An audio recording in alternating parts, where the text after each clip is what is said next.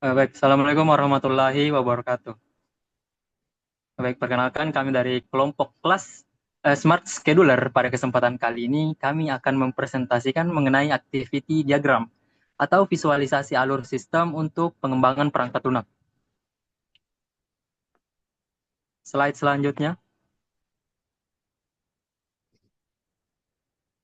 Baik, untuk anggota dari kelompok kami sendiri itu terdiri dari 4 orang. Ada Andi Nur Hidayat, Ahmad Rida, Nur Hidayat, dan saya sendiri, Surya Aslansyah. Slide selanjutnya. Baik, sekarang kita akan masuk pada definisi dan tujuan dari activity diagram.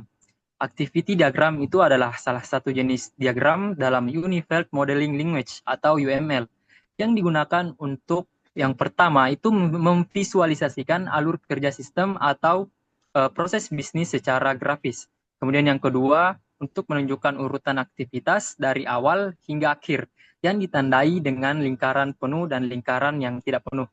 Kemudian untuk karakteristik utama dari activity diagram, yang pertama menunjukkan urutan aktivitas dari start hingga finish. Kemudian yang kedua untuk menggambarkan aliran kontrol atau decision parallel flows. Kemudian yang ketiga itu bukan tentang perilaku aktor, tapi alur sistem, rasa, dan Salahuddin.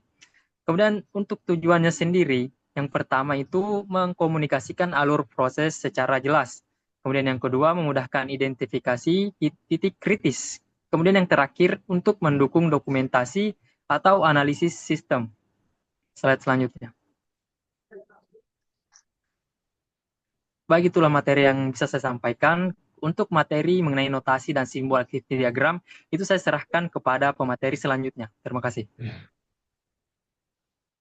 Oke, baik. Jadi di sini saya akan membahas tentang notasi dan simbol pada activity diagram. Simbol pertama adalah initial node ditandai dengan lingkaran hitam penuh yang menandakan awal dari sebuah proses. Kemudian proses akan dilanjutkan melalui simbol action yang digambarkan sebagai persegi panjang dengan sudut tumpul. Action mempresentasikan aktivitas atau langkah spesifik seperti contohnya pada verifikasi paspor. Selanjutnya, alur akan dihubungkan oleh control flow yang dipresentasikan dengan tanda panah menunjukkan arah proses ke langkah berikutnya. Jika dalam proses tersebut membutuhkan keputusan, kita menggunakan simbol decision berbentuk belah ketupat. Decision ini digunakan untuk menentukan jalur mana yang akan dipilih berdasarkan kondisi tertentu, misalnya input valid. Jika proses membutuhkan eksekusi paralel, kita menggunakan fork join yang digambarkan dengan garis tebal horizontal atau vertikal. For memisahkan alur menjadi paralel, sedangkan join menggabungkan alur kembali.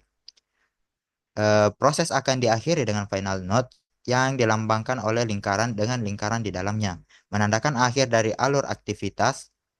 Terakhir ada swimlane yang berfungsi untuk mengelompokkan aktivitas berdasarkan peran atau unit kerja, sehingga memudahkan dalam memahami siapa yang bertanggung jawab pada setiap aktivitas. Baik, mungkin bisa slide selanjutnya.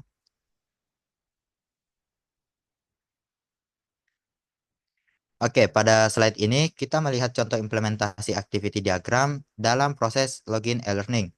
Diagram ini menggambarkan alur aktivitas dari pengguna, baik itu siswa maupun guru ketika melakukan login ke dalam sistem e-learning.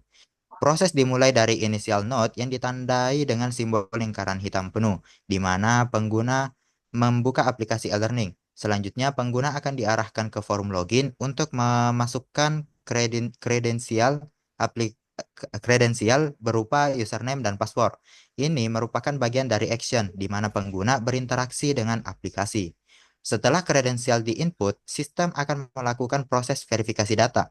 Di sini kita menggunakan decision node berbentuk belah ketupat untuk mengecek apakah input yang dimasukkan valid atau tidak. Jika kredensial valid, alur proses akan melanjutkan ke menu utama. Namun jika tidak valid, pengguna akan diarahkan kembali ke forum login untuk mengulangi proses. Terakhir, jika login berhasil, alur proses akan berakhir di final node yang ditandai dengan simbol lingkaran dengan lingkaran di dalamnya. Ini menunjukkan bahwa akses ke sistem telah diberikan. Baik, mungkin itu saja dari saya. Saya serahkan kepada pemateri selanjutnya. Baik, atas kesempatannya. Pada kesempatan kali ini saya akan menjelaskan terkait manfaat activity diagram. Activity diagram mengembangkan nilai strategis dalam pengembangan sistem melalui 4 manfaat utama. Yang pertama, mempermudah pemahaman. Mengubah proses teknik yang rumit menjadi visualisasi intuitif. Misalnya, menyederhanakan SOP onboarding karyawan yang panjang menjadi diagram tunggal. Yang kedua, jembatan komunikasi. Menyatukan persepsi antara tim teknis dan bisnis dengan bahasa visual yang universal. Contohnya, membantu stakeholder cepat mengidentifikasi hambatan dalam proses approval. Yang ketiga, pemodelan efektif. Memungkinkan pengujian dan perbaikan alur kerja sebelum implementasi teknis. Contohnya, mensimulasikan perubahan workflow tanpa menulis kode. Yang keempat, dokumentasi hidup. Fungsi sebagai fungsi dinamis yang selalu bisa diperbarui. Contohnya menjadi panduan untuk audit sistem atau onboarding anggota tim baru. Ski- se- Cukup sekian yang bisa saya sampaikan. Selanjutnya saya persilahkan kepada pemateri selanjutnya.